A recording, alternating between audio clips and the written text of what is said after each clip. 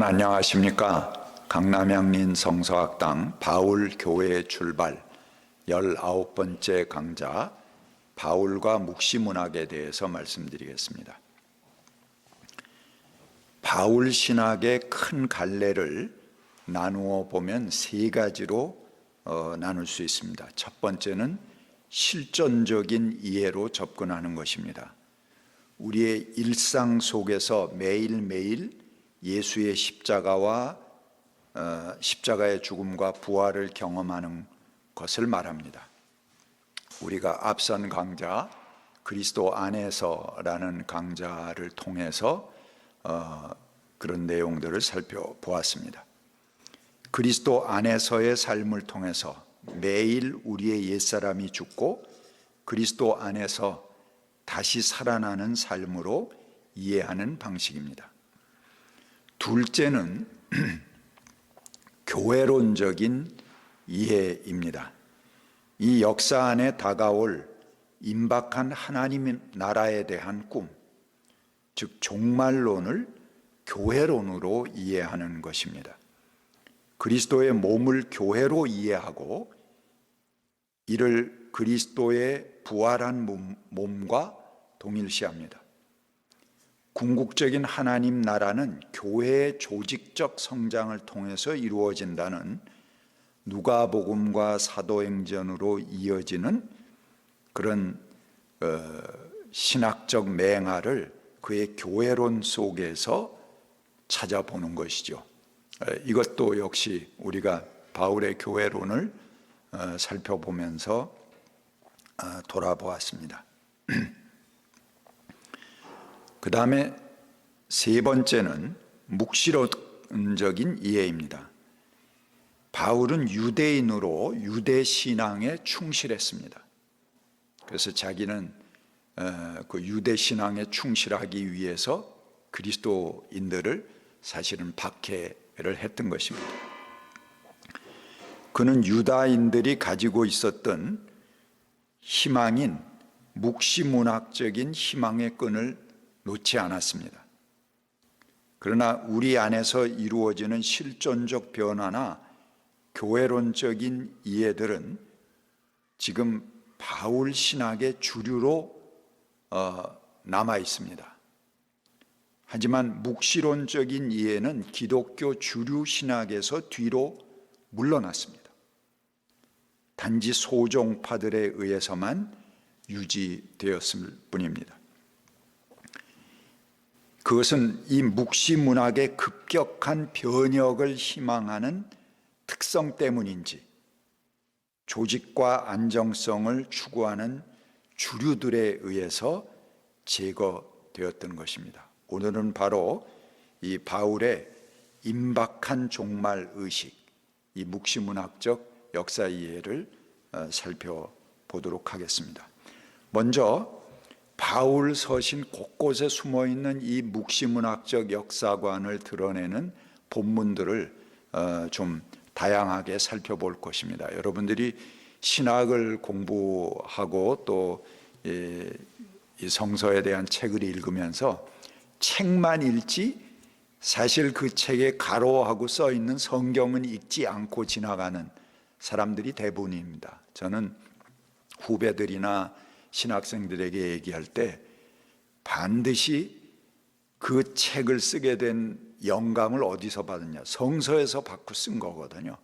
근데 그 성서 본문은 안 읽고 그 사람이 이야기하는 것만 보게 되면 신학 공부는 헛하는 것입니다.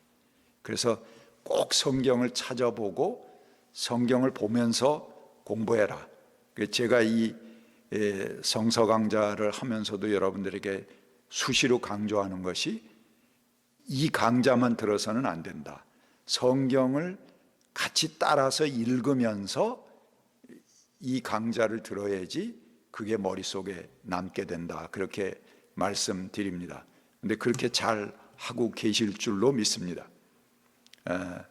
성경을 꼭 본문을 읽고 지명이 나오면 지도책을 펴놓고 그 지명을 꼭 이렇게 찍어 보면서 여러분들이 책을 보셔야지 여러분의 것이 됩니다. 많은 성경을 오늘 읽어 보겠습니다. 먼저 데살로니가 전서 4장 13절부터 18절입니다.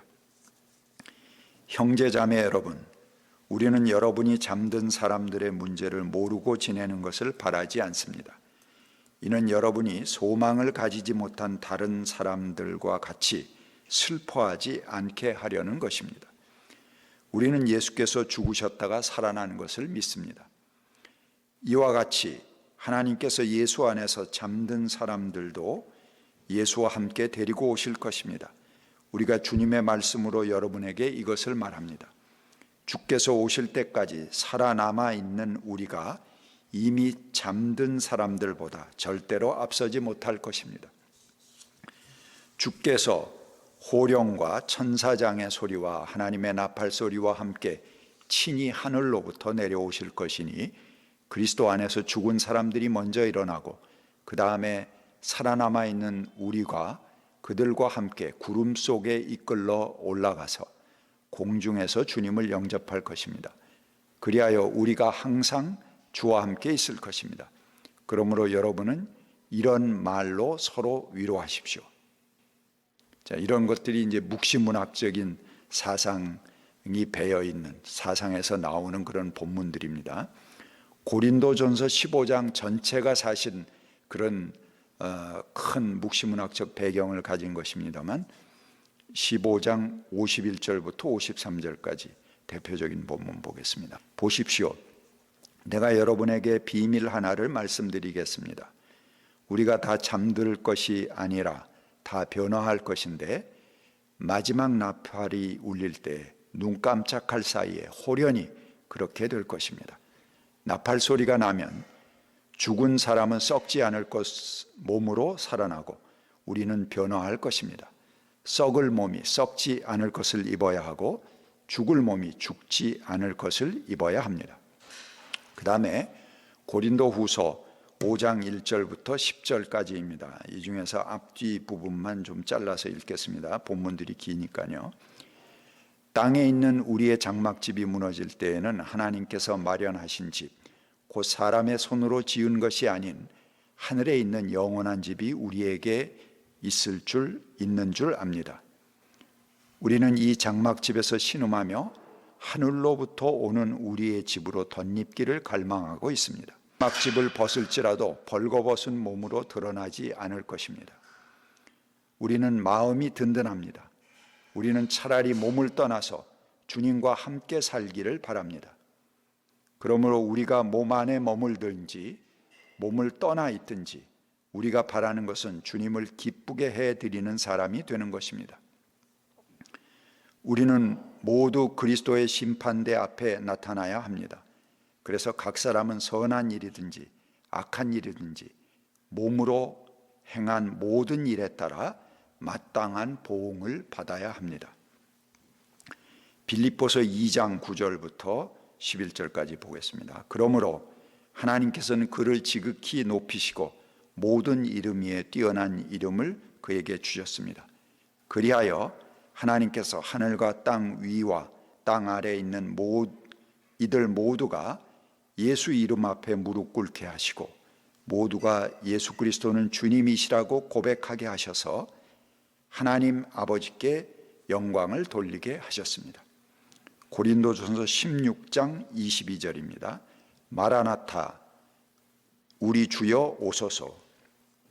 고린도 전서 11장 26절입니다. 이건 성찬 예식문에 나오는 것이죠. 너희가 이 떡을 먹으며 이 잔을 마실 때마다 주의 죽으심을 오실 때까지 전하는 것이니라. 빌립보서 4장 4절부터 5절입니다. 주 안에서 항상 기뻐하라. 내가 다시 말하노니 항상 기뻐하라. 너희 관용을 모든 사람에게 알게 하라. 주께서 가까우시느니라. 빌립보서 1장 6절입니다. 너희 속에 착한 일을 시작하신 이가 그리스도 예수의 날까지 이루실 줄을 우리가 확신하노라. 이러한 말씀들을 보면 바울은 종말, 하나님 나라를 말하는 것이죠. 그 하나님 나라가 임박했다는 희망을 확신했습니다. 그래서 바울은 이 세상 구조들에서 성급하게 이탈할 것을 권합니다. 고린도전서 7장 29절부터 31절까지 이렇게 말합니다. 형제자매 여러분, 내가 말하려는 것은 이것입니다. 때가 얼마 남지 않았으니 이제부터 안에 있는 사람은 없는 사람처럼 하고 우는 사람은 울지 않는 사람처럼 하고 기쁜 사람은 기쁘지 않은 사람처럼 하고 무엇을 산 사람은 그것을 가지고 있지 않은 사람처럼 하고 세상을 이용하는 사람은 그렇게 하지 않은 사람처럼 하십시오. 이 세상의 모습은 사라져 버리기 때문입니다. 그 다음에 바울은 결혼하지 않은 사람은 결혼하지 말 것을 권고합니다. 그것도 주님께서 나타나실 날이 임박했다고 생각하기 때문에 그렇습니다. 그는 결혼한 사람은 아내를 기쁘게 하지만 결혼하지 않은 사람은 그 나라가 임박했으니 되도록 결혼하지 말고 주님을 맞이해 온전히 주님만을 기쁘게 하라.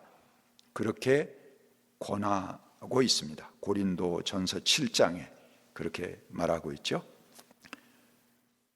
표적과 기사와 기적도 마지막 때에 나타나는 묵시적 징조인데 바울은 다가오는 하나님의 영광에 대해서 황홀한 기대를 가지고 있었습니다.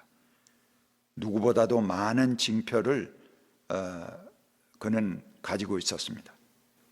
그래서 누구보다도 많은 방언을 했고 표적과 기적을 행하기도 했습니다. 고린도후서 12장 12절에 이렇게 말합니다. 나는 여러분 가운데서 일일이 참으면서 표적과 기사와 기적으로서 사도가 된 표적을 나타냈습니다. 바울은 재림이 지연되고 있으니 각자 생업에 종사하라고 말하면서 기다릴 것을 부탁합니다. 로마서 8장 25절에 우리가 보이지 않는 것을 바라면 참으면서 기다려야 합니다. 바울은 재림의 지연을 말하지만 유대의 묵시론자들이 분명하게 가지고 있었던 소망을 가지고 있었습니다. 역사 안에서 이루어지는 하나님 나라의 도래와 급격하게 이루어질 변혁에 대한 소망이었습니다. 그는 그리스도의 부활은 죽은 자들에게 임할 부활에 앞선 것이라 그렇게 희망했습니다. 그리고 역사의 끝에 있을 하나님의 우주적 승리에 대한 희망을 놓지 않았습니다. 고린도전서 15장 20절부터 28절까지 제가 읽겠습니다. 그러나 이제 그리스도께서 죽은 사람들 가운데서 살아나셔서 잠든 사람들의 첫 열매가 되셨습니다. 한 사람으로 말미암아 죽음이 들어왔으니 또 한 사람으로 말미암아 죽은 사람의 부활도 옵니다. 아담 안에서 모든 사람이 죽은 것과 같이 그리스도 안에서 모든 사람이 삶을 얻을 것입니다. 그러나 각각 제 차례대로 그렇게 될 것입니다. 첫째는 첫 열매이신 그리스도요, 그 다음은 그리스도께서 재림하실 때에 그리스도께 속한 사람들입니다. 그 다음에 마지막이 올 것인데 그때에는 그리스도께서 모든 통치와 권위와 권력을 폐하시고 그 나라를 하나님 아버지께 바치실 것입니다. 하나님께서 모든 원수를 그리스도의 발 아래 두실 때까지 그리스도께서 다스리셔야 합니다. 마지막으로 멸망받을 원수는 죽음입니다. 성경에 이르기를 하나님께서 모든 것을 그의 발 아래 굴복시키셨다 하였습니다. 모든 것을 굴복시키셨다고 할 때에 모든 것을 자기에게 굴복시키신 분은 그 가운데 들어있지 않은 것이 분명합니다. 그러나 모든 것이 하나님께 굴복당할 그때에는 아들까지도 모든 것을 자기에게 굴복시키신 분에게 굴복할 것입니다. 그래서 하나님은 만유의 주님으로 군림하실 것입니다.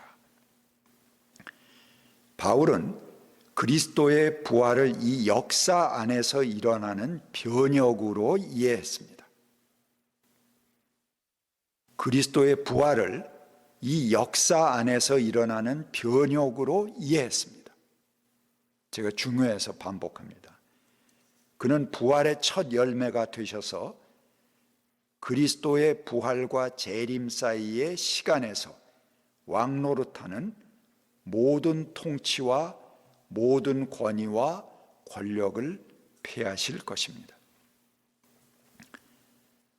예수님 당시의 유대인들은 인간 사회 사건들 배후에는 악의 세력과 하나님의 우주적 투쟁이 놓여 있다, 이렇게 보았습니다. 그래서 모든 만사의 악의 세력과 이 하나님의 우주적 투쟁이 진행된다고 그렇게 이해했던 것이죠. 영적인 세력이 지상의 구체적인 인물, 정치적 세력의 배후에 존재한다고 그렇게 보는 경향을 가지고 있었습니다. 아까 읽어드린 고린도서에 보면은 그 후에는 마지막이니 그가 모든 통치와 모든 권세와 능력을 멸하시고 나라를 아버지 하나님께 바치실 것이다 라고 말합니다. 24절이죠. 모든 통치와 권세와 능력은 다니엘서에서 마지막에 하나님이 한 나라를 세우셔서 다른 세상에 속한 나라들이 산산이 부서질 때까지, 다니엘 2장 44절입니다. 하나님께서 지상의 임금들에게 잠시 허락하시는 통치, 주권, 권력, 명예, 영광을 말합니다. 그들에게 잠깐 주었지만 마지막 날에 하나님께서 다 거두실 것이라는 것입니다. 그러니까 우리가 두려워할 것이 아닙니다.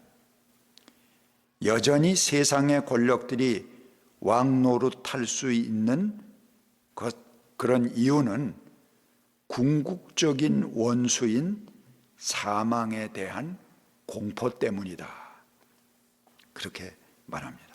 26절이죠. 고린도전서 15장입니다. 당시에 이런 생각을 묵시문학적인 세계관이라고 우리가 일컫는 것입니다. 그러나 확실한 사실은 이미 부활하신 그리스도에게서 사망의 세력은 극복되었다는 것입니다. 그것이 바울의 신학입니다. 바울은 멸망할 자들, 이 세상의 통치자들을 얘기하는 것이죠. 이들은 궁극적으로 십자가에서 멸망하기 시작하는 것을 그의 눈으로 봅니다. 완전한 하나님의 통치가 이루어질 때까지 우리는 중간 시대에 살아가고 있습니다. 이 중간 시간은 단지 기다리는 시간을 말하는 것이 아닙니다. 우리가 선택하는 시간입니다. 그러니까 우리가 기다리는 것이 아니고 하나님께서 우리를 기다리시는 시간입니다. 하나님이 기다리십니다. 구원받는 사람들이 늘어나기를 바라면서 하나님께서 그 시간을 연장해서 기다리고 계시는 시간입니다. 이 시간 동안에 우리는 여전히 세상의 권세를 따라갈 것인지, 돈을 따라갈 것인지, 부활하신 그리스도를 따라갈 것인지를 우리가 누구의 종이 되어 살아가는가, 어떤 분을 우리의 왕으로 모실 것인가를 선택할 수 있을 것입니다. 감사합니다.